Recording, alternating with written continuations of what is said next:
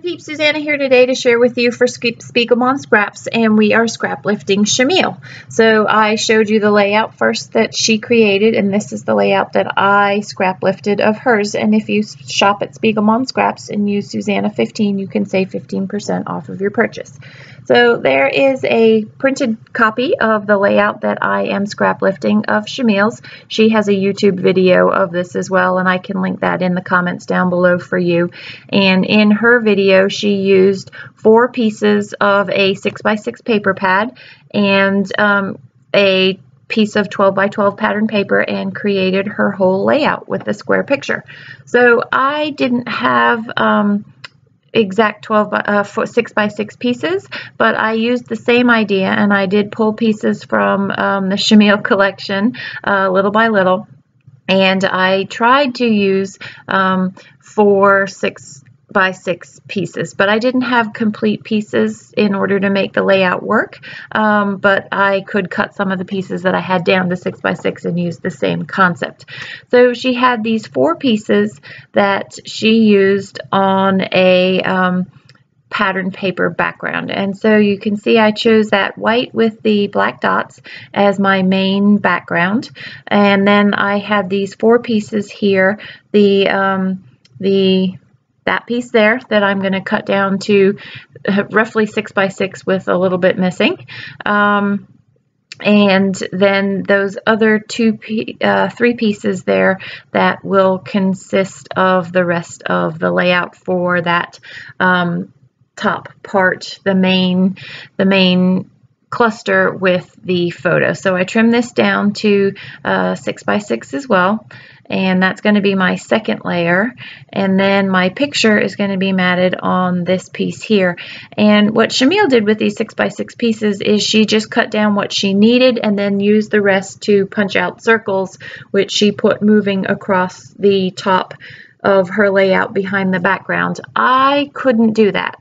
This is part of her layout that I chose not to lift because those half circles look like dragon scales to me, and so I just couldn't do that. So I just chose to omit that part of the scrap lift, but I did everything else that she did on her layout.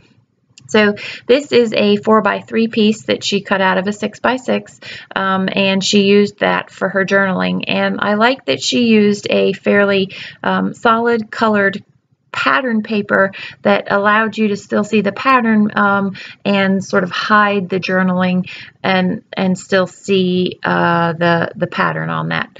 So I created the exact same background as she did using her collection, and then pulled out some of the ephemera to create the 3 clusters as Shimelle had done there. So I started with those 3 feathers, and they look funny to me, but I thought if I were able to put other embellishments beside them, that I might be able to get away with using the feathers, but ultimately they don't belong on this layout, and so I end up going with something else. And I've decided that I'm committing to these layers, and so I'm going to go ahead and adhere them and stick them down on my paper, and I do use my ruler just to sort of square things up, because the layers are important and getting those straight lines are important. So I'm going to put the picture on there, and then that pink piece, which is where the journaling is going to go, I'll save to the end, because initially I had thought that I might type out my journaling on there, but by typing out the journaling, it was going to become much more obvious that there was journaling on that, rather than sort of a somewhat hidden journaling effect and being able to just see that pink. So now I've pulled out my Spiegelman Scraps sequins because I want to use those to embellish, and I pulled out, I think I pull out 5, but I only end up using 4 of the 5 collections because I wanted particular colors, the colors that are in the Shimelle collection, and I had to make my own mixes. So I pulled out Ferris Wheel, Fairy Garden, Summer Sunset, and just Beachin, and I chose the particular colors that I wanted. Shimelle used washi, in the top and the bottom of her layout. So I had pulled out these two washi rolls initially. They're actually both from the Target Hotspot, and the pink I end up putting away, that pink lace there, because A, it was hard to see, and B, it wasn't quite the same pink as the pink that's in this Shimelle collection. So I try it, and then I look for a background to stick it on to make it a little bit more visible. Just abandon that altogether. I will in a minute pull out some other washi, but in the meantime I get distracted by maybe using these banners that are the stickers in that collection, from the same collection down the bottom. I had also toyed with maybe using those banners instead of the half circles, and or using those banners in place of those giant letters that she hand colored there. But again, they don't work with the look that I'm looking for. So I did keep that camera, and I'm still playing with these feathers and trying to make them work. And knowing that I need a shelf for those elements to sit on, I pull out this washi and I use both a pink and that aqua color, and I create sort of an arrow at the bottom down there. So the pink's going to go up the top and shelve those embellishments, and I like the pink there, but it needs a little bit more color, so I have this aqua on a diagonal, and fortunately it's the opposite diagonal, and so you can see I can create a bit of an arrow with the two washi pieces there in order to house the camera and the other embellishments that I've got there. So I like that look, and I'm still fighting with these feathers. The struggle continues, and I had a hard time really finding embellishments that worked. What Shimelle had done in her layout is she had stamped those flowers and then used Sharpies to hand color them. I didn't have anything that I particularly wanted to stamp, and I really wanted to use the embellishments that came with this collection. So you can see I pull out the puffy stickers, and in this pattern paper, I'm going to speed through this, but I end up fussy cutting 4 of these flowers off of the pattern paper and use those as my embellishments in order to be able to ditch those feathers that just weren't working for me. I really like these flowers. Unfortunately, they come in many colors, and the colors coordinate, obviously, because it's part of the collection, with these pattern papers that I have here. So you can see how the feathers, I'm trying to make them work and still not succeeding, and so I will get rid of those, and just in that particular cluster to the bottom left of my cat, I will stick 2 of those and layer them up a little bit.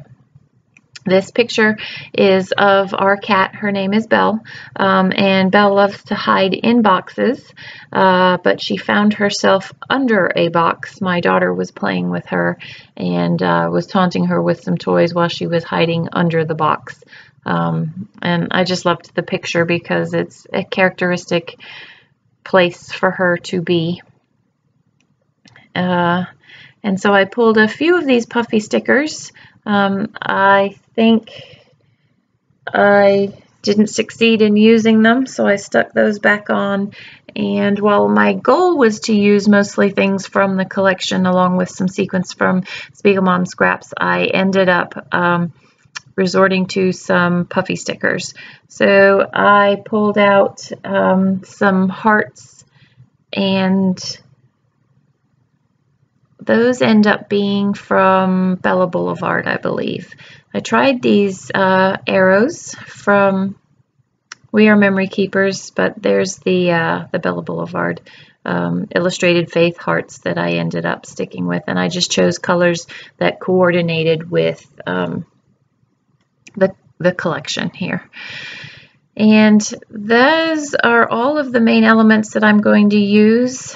From there, I'm just going to add a little bit of mist, just as Shimelle did, and then I'm also going to choose the colors from those 4 collections that I had mentioned earlier from Spiegel Mom Scraps in order to just create some elements a little bit off of these clusters in order to kind of tie everything together. So again, I just chose the yellows, the pinks, and the aquas that coordinated with the pattern papers. And Shimelle had used enamel dots as well as some pearls, I believe, that coordinated with her layout. And I just used the Spiegel Mom Scrap sequence. Shimelle put some mixed media, and I tried to copy that same effect as well. So just playing with these sequins. One of the great things about Spiegel Mom Scrap sequences is there are many, many different types, shapes, and sizes if you have these collections. And each collection doesn't cost a lot, and the shipping is fairly cheap on them. So you can make these tablespoons, I think it's 2 tablespoons in a package, go a long way. I used my quick dry adhesive to adhere those down, and I've gotten pretty good at that. And now it's time to do the title work. So in Shimelle's, she had used some letters that she hand colored, the lovely, and then she used some thickers for ladies. And that wasn't going to work for this, obviously, in particular. So I used those thickers there that say boxed, and then just as Shimelle had used a different font, I also used a font for the title of this layout. Both of those thickers, I think I end up doing this off camera.